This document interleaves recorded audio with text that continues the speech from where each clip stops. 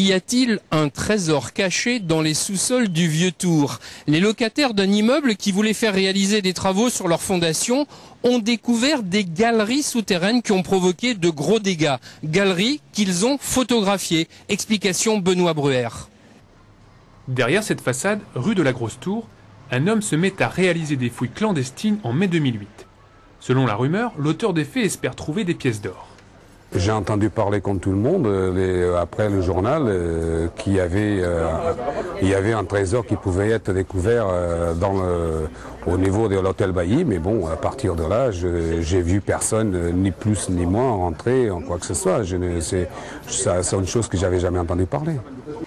Oui, mais voilà, ces fouilles clandestines ont provoqué 6 mois après d'importants dégâts collatéraux dans l'un des immeubles voisins.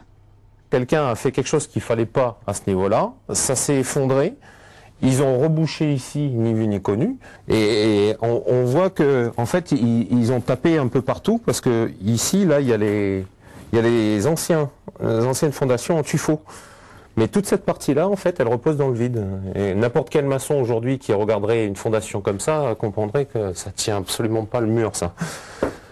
Pire, en débarquant chez leurs voisins pour tenter de comprendre l'origine du sinistre, les victimes découvrent en mai 2009 un véritable chantier digne des plus grandes évasions de prison.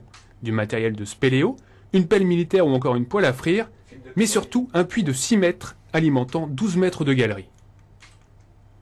On peut partir de l'idée qu'en fait, tout ce délire est en fait une fièvre de l'or. Donc voilà. On ne saura jamais par contre s'il a trouvé quelque chose. Parce que ça, il ne nous l'a pas dit. Hein. Il s'est bien gardé de nous dire s'il avait trouvé quelque chose. Il n'a déjà pas déclaré ses fouilles, donc voilà. Il n'aurait pas dit s'il avait trouvé les pièces d'or. Et nous, on subit.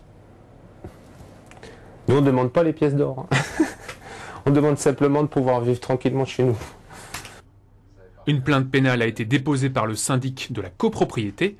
La chasse au trésor pourrait finalement coûter très cher à des propriétaires qui restent pour l'instant introuvables.